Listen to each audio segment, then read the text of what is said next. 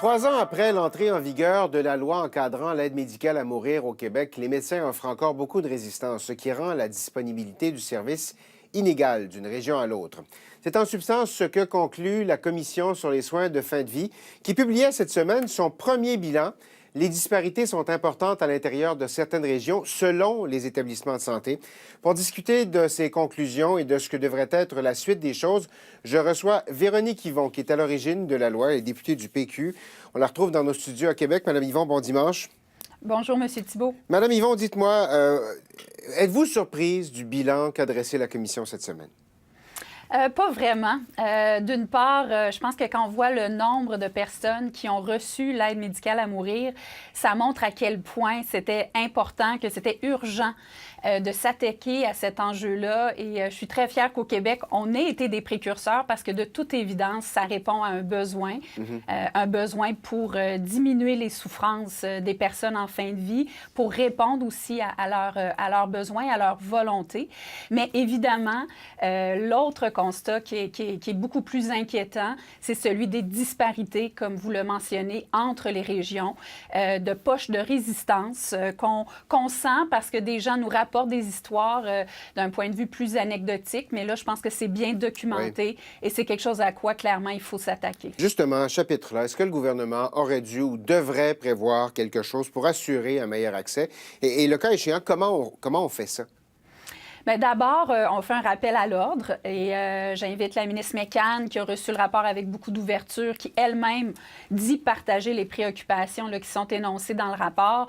Je l'invite vraiment à dire à l'ensemble des médecins et à l'ensemble des institutions de soins, de centres de santé au Québec, à quel point toutes les personnes en fin de vie doivent être égales devant la loi. Ça, je pense que c'est un rappel très important. On ne peut pas avoir des poches de résistance. On ne peut pas, de la part des équipes médicales, faire entrer en jeu des préjugés, des a priori, des valeurs personnelles. Il faut que tout soit centré sur la personne. Donc ça, je pense que c'est un rappel très important qui doit être fait. Et par ailleurs, il faut dire que dans la loi, chaque établissement est tenu d'avoir son mécanisme. Donc, si ce n'est pas en place, ce n'est pas normal. C'est donc une contravention à la loi, une non-conformité à la loi. Et ça doit être mis en place très rapidement. Et il faut aussi beaucoup mieux documenter ce qui explique ces disparités-là. On voit à Montréal, c'est environ 0,8 % des décès qui sont par aide médicale à mourir, alors que la moyenne québécoise est de 1,4 et que des régions comme Québec sont à 2 Alors, évidemment, c'est inexplicable. Donc, il faut s'assurer que cette résistance-là qu'on perçoit va s'amenuiser avec les mécanismes qui doivent être mis en place. Il y a de la résistance chez les médecins dans le corps médical. Est-ce que vous avez l'impression que ces gens-là, que ce groupe-là, s'adapte mal au consensus? C'est sûr que c'est un vrai enjeu. Moi-même, on m'a rapporté un cas dans un hôpital à Montréal où l'équipe des soins palliatifs disait qu'ils n'avaient pas le droit eux-mêmes de donner l'aide médicale à mourir, évidemment, ce qui est complètement faux. Donc, ils renvoyaient à d'autres médecins. Il y a des poches de résistance. On l'a vu au début, notamment d'unités de soins palliatifs. Il y a eu des rappels à l'ordre qui ont été faits. On voit les choses s'améliorer, donc il faut le dire, mais il faut continuer à le dire haut et fort que chaque établissement, chaque médecin individuellement, évidemment, a la liberté d'offrir ou non l'aide médicale à mourir. Mais ce qu'on veut envoyer comme message, c'est que chaque établissement, chaque centre de santé a cette responsabilité légale-là de s'assurer que toute personne va la recevoir. Et même les personnes qui sentent qu'on ne répond pas à leurs demandes peuvent déposer une plainte et ces plaintes-là doivent être traitées en priorité. C'est écrit ça aussi noir sur blanc dans la loi. Bon, cet hiver, il y a 2 citoyens, Nicole Gladu, Jean Truchon, qui se sont adressés, qui sont trouvés devant les tribunaux parce qu'ils voulaient obtenir l'aide médicale à mourir, qu'ils n'y avaient pas droit. Vous avez critiqué, le projet de loi fédéral dans ce cas-là. Pourquoi, au juste? Et pensez-vous qu'il est temps d'élargir les cadres à ce stade-ci?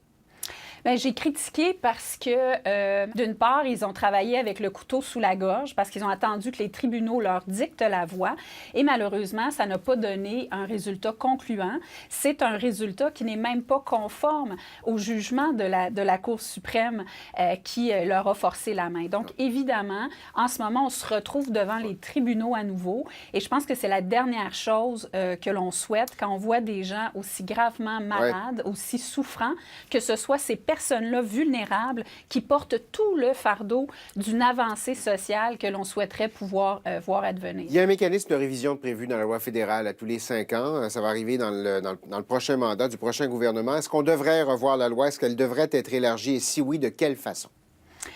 C'est certain qu'il y a deux grands débats. Il y a la question de savoir est-ce que la mort raisonnablement prévisible, le critère qui est prévu dans la loi fédérale, est le bon? Est-ce que c'est applicable? Est-ce que les gens savent à quoi s'en tenir? C'est quelque chose sur quoi le tribunal va se pencher. Mais je pense que oui, ça mériterait clarification.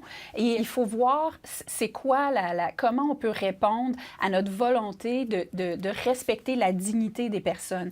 Évidemment, le consensus social, il est beaucoup moins grand, plus on s'éloigne de la fin de vie ou de la mort raisonnablement prévisible, si on est capable de définir ça, le consensus, il est moins grand. Si vous parlez d'une personne qui est lourdement handicapée, mais qui pourrait vivre encore 30, 40 ans, le consensus, il est moins grand. Alors, la question qu'il faut qu'on se pose, c'est est-ce qu'on veut un équilibre entre une expectative de vie et le critère de la souffrance ou on veut uniquement le critère de la souffrance? Et certains plaident pour dire que ça devrait être uniquement le critère de la souffrance, qu'importe l'expectative de vie. Moi, je pense qu'un équilibre doit être trouvé parce que ces lois-là, qui sont des avancées sociales, éthiques, juridiques, médicales importantes, doivent être basé sur un large consensus. Mais ça doit être revu pour vous.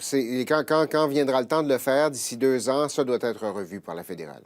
Oui, et au Québec, j'espère que de notre côté, on va continuer à exercer un leadership dans le cadre de notre compétence qui nous permet complètement de le faire, notamment sur la question des personnes qui sont atteintes de maladies neurodégénératives comme la maladie d'Alzheimer et qui souhaiteraient pouvoir le demander de manière anticipée.